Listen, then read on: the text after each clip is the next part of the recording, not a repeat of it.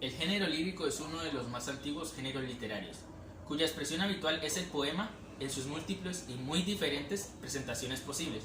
Es decir, la lírica es el nombre tradicional a aquello que modernamente denominamos poesía. Sus orígenes antiguos estaban más vinculados al canto y a la música que a las composiciones literarias contemporáneas, y abarcaban distintos tipos de cantos que hoy en día consideramos un género aparte. Características del género lírico. Expresa una realidad subjetiva del autor o compositor. Expresa sus emociones, impresiones, reflexiones, etc. ¿Cuánto? Emplea el verso para expresarse, tanto así que se estudiaba la lírica conforme a la métrica. Antiguamente era acompañado de música, como lo que hoy en día conocemos como canto. Emplea un lenguaje rico en figuras literarias y giros lúdicos, tanto así que puede llegar a ser complicado de entender. Elementos del género lírico. Poema. Un poema es una obra de longitud variable escrita en versos, en que un hablante poético expresa una realidad subjetiva mediante un lenguaje propio. Así, un libro de poesía obviamente contiene poemas. Ejemplo: poema Te quiero a las 10 de la mañana de Jaime Sabines. Te quiero a las 10 de la mañana y a las 11 y a las 12 del día. Te quiero con toda mi alma y con todo mi cuerpo. A veces en las tardes de lluvia, pero a las 2 de la tarde, a las 3, cuando me pongo a pensar en nosotros dos, y tú piensas en la comida o en el trabajo diario, o en las diversiones que no tienes.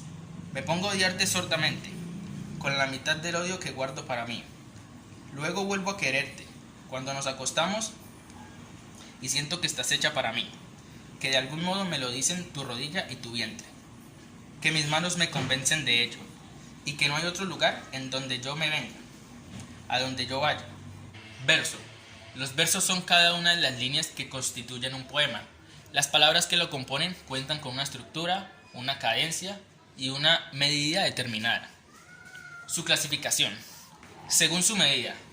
La medida de un verso es su cantidad total de sílabas, distinguiendo así entre versos de arte menor, aquellos que van entre 2 y 8 sílabas, versos de arte mayor, aquellos que tienen 9 o más sílabas. Según su ritmo. El ritmo de un verso lo determina el lugar en donde se lo acentúa. Versos trocaicos, cuando el acento de las palabras cae en las sílabas impares. Versos yámbicos, cuando el acento de las palabras cae en las sílabas pares. Versos mixtos, cuando mezclan las dos cadencias anteriores. Según su rima, se habla así de 3 tipos de versos. Verso rimado, aquel cuya palabra final rima con la de otro verso.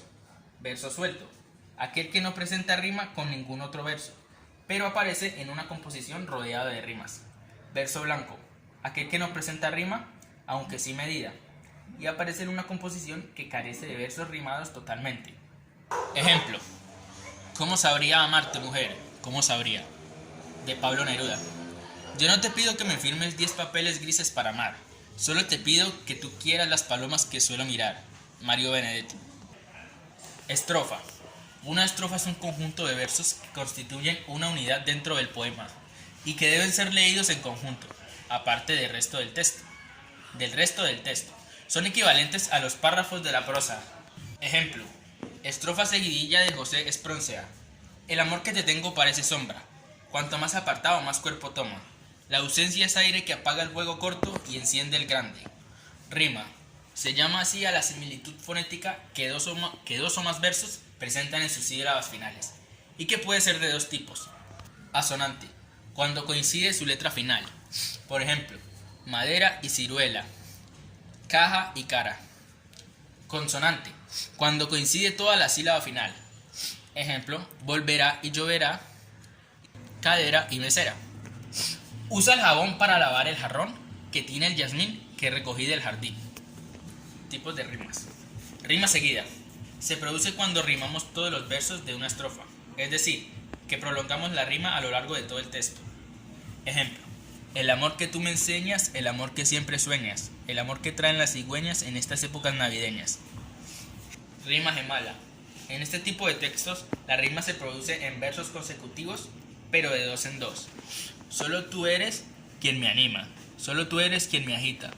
Solo tú eres mi razón. Solo tú anidas en mi corazón. Rima abrazada. En este caso rima siempre el primer verso del texto con el último. Viajera y tranquila está mi alma, tal y como había imaginado, tal y como había pensado, soñado y en calma. Métrica. Antiguamente se usaba la métrica como una forma de estudio del poema, midiendo la cantidad de sílabas por verso y de versos por tipo de poema, en base a ciertos fijos y recurrentes. Así que podríamos definir la métrica como la medida de los versos. Ejemplo, sin alef. Se produce cuando una palabra termina en vocal y la siguiente también comienza en vocal. Estas dos sílabas se unen y forman una sola.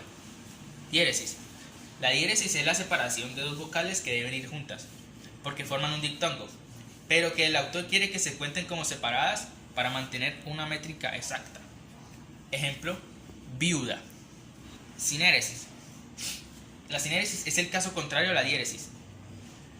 En este se juntan dos vocales que en realidad deberían ir separadas para no ser un diptongo. Ejemplo, poesía. Juntamos la E con la O, no se separan. Hiato.